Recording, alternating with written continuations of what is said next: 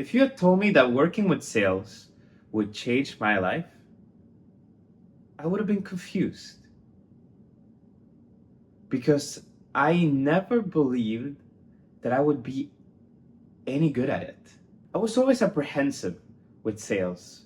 And I thought that I'm not that good with talking with people or interacting with them. I like to keep by myself. But here we are today. I have become one of the top salespeople in the country, only working part-time. And in this video, I'm going to deep dive into what I learned from sales. So firstly, like, what is selling and what type of sales? I feel like if we have to categorize stuff, you have like warm sales and then you have cold sales. I have to say, most of what I've done is warm sales, and that's how I became one of the top sellers in the country, but I did do cold selling first. So the difference between cold selling and warm selling, cold selling, you're going to someone that's not expecting to be sold anything. That would be like, the phone sellers, the people that knock on doors and sell alarms. I had some success with that, but I would never point at that and say like, yeah, I was a very good cold seller. Most of my success come from warm sales, working at an electronics store, where my job is specifically working with phones and having people change phone plans, upgrade their phone plans, and just buy a lot of accessories and stuff that they might need, like insurance and stuff like that. Selling, to me, is not having someone buy stuff they don't need. Selling, to me, is helping someone discover what they truly need and help them make a decision either to get there or to avoid something because they don't need it. Say, for example, there are sellers where, like, let's say grandma comes in and they would abuse the situation. She doesn't really know what she's doing. And they would just like upsell and have her spend a tremendous amount of money. I feel like my job is to make sure that the store ends up being healthy, so the store ends up earning money. But at the same time, I need to make sure that like Olga at 80 does not buy a phone plan where she has unlimited data and is buying a fucking Nokia 3210. In some other instances, it could just be like, not to put out car salespeople, but specifically like car salespeople who would just say like, here you have the car and then you have like this and this and this and this and this add-on, and they just package it all into one price.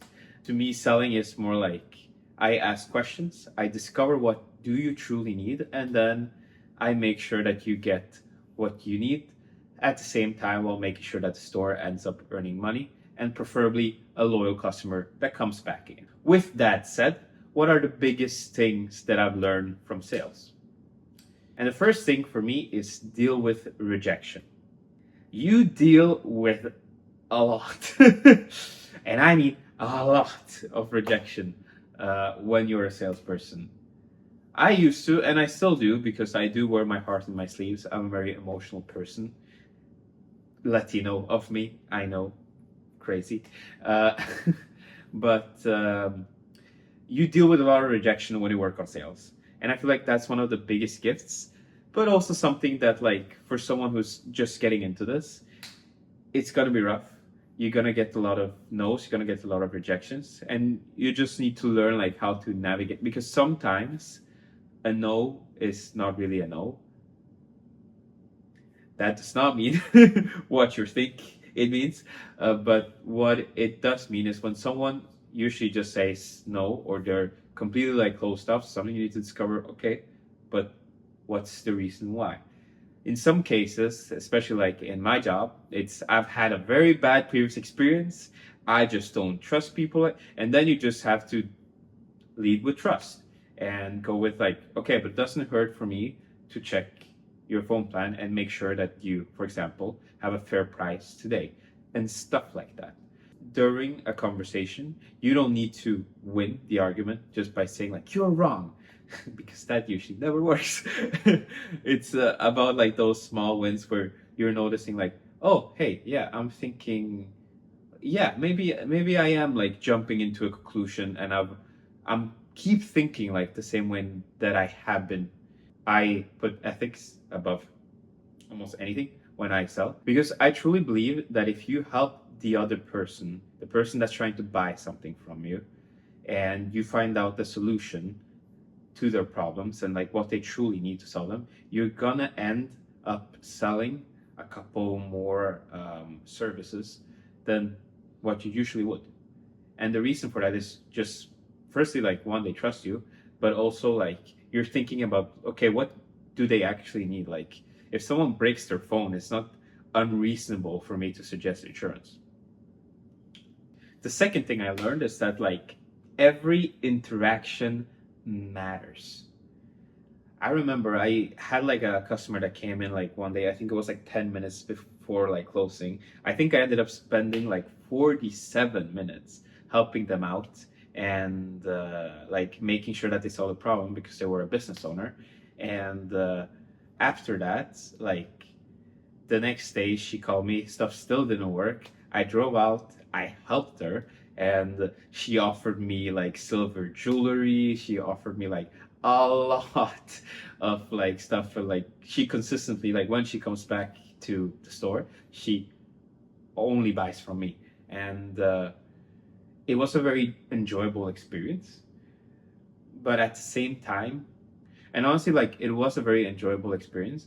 But honestly, like I don't believe that person would have kept purchasing like from the electronics brand that I work with if I didn't have given her that stellar service, because she had such a horrible experience with the store that was actually like closer to her, that now like she consistently like drive 30 minutes basically, well, it's more like 15-20 minutes depending on like if it's rush hour or not, um, towards the store, just so she can get help by me personally. And specifically, like that translates a lot to my life. One of most of the people that I love in my friend group honestly was just random people that I just ended up saying hi to, or they ended up saying hi to me, and I just ended up talking with them, and now we're really good friends. And now the next thing is clear communication solves almost everything. Um, and this is one that like I feel like it's hard to learn and that you keep learning. Um, when you sell, you're a communicator, and you need to be clear and try to keep everything like as straight and easy as possible.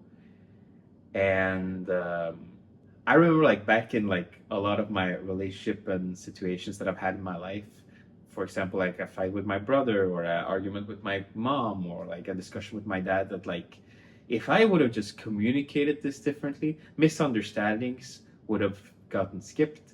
Maybe we wouldn't have escalated into anger, and stuff wouldn't have gone further than that. So it's very important, like for you who are listening to this, like truly try to like work on your communication skills. It's gonna be one of the biggest things you're gonna get something out of for the rest of your life. And honestly, like I can swear on that one. Like if you clearly communicate, you're gonna get so far in life. Now for the fourth thing, and we have touched a little bit upon this, but like people buy trust. Like if you believe that something is gonna work, you're so much more likely to buy than if you're doubtful. And if someone is doubting right in front of you, best thing you can do, and this is like sales tips, I guess, a little bit, but ask why. Because like honestly, like one of my favorite things when like a customer says this to me is like, oh yeah, I need to think about it. Oh yeah, I completely understand that. Like, what do you need to think about? Like, are you uncertain about anything? And then you hear their thought process when they speak back at you. And learning that, uncovering that, and honestly, a little bit of like using that, because like once you get that information, you need to use that information to see is there something about this that you said that I can help you with, because I am the professional. I am the one who's sitting there with the knowledge to actually like, here is a gap of knowledge. Can I close that gap for you and make it easier for you to make a decision? Being trusted and also trusting other people in like, yeah, this might sound unreasonable to me, but that could generally be a concern for someone else. and that's okay. Like, for example, some people can care a lot about ethically sourced. Other people care more about the price. And it's not for me to say like, oh, this is right, this is wrong. My position is more of like, yeah, these are the attributes of the different stuff. This is what I would recommend, at least, or what I would purchase myself. But I do believe if that's really important to you, then you should go with this product. And that's completely fine. And the next thing is like confidence comes from repetition. I swear to God, I used to fake confidence all throughout, like, I don't know what to say. Like, it would be like kids' school in Norway. I truly believe that I could just fake confidence. There is nothing that gets you more confidence than actually doing the things for a repeated amount of time and see, like, oh, wait, I am the shit. And actually, like, getting proud and tapping yourself in the shoulder for that, right? And if you're completely new at sales and this is the first thing you're ever doing, like, just start. Like, it's okay to fail, it's okay to make mistakes. Like, eventually you'll do your first sale.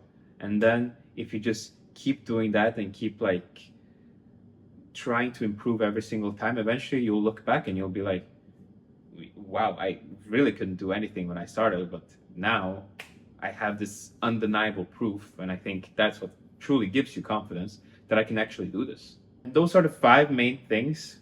Sales taught me a lot, and I've earned a lot more this past year than I used to do before, working multiple different jobs. But no matter how much you earn, you might still be in debt and you might still struggle with money. And truly what got me out of debt was just the way I manage my money. So honestly, managing your money is the most important thing. So anyways, thank you guys for watching this video. Please watch the next one that's recommended to you somewhere here. And hope to see you all next time.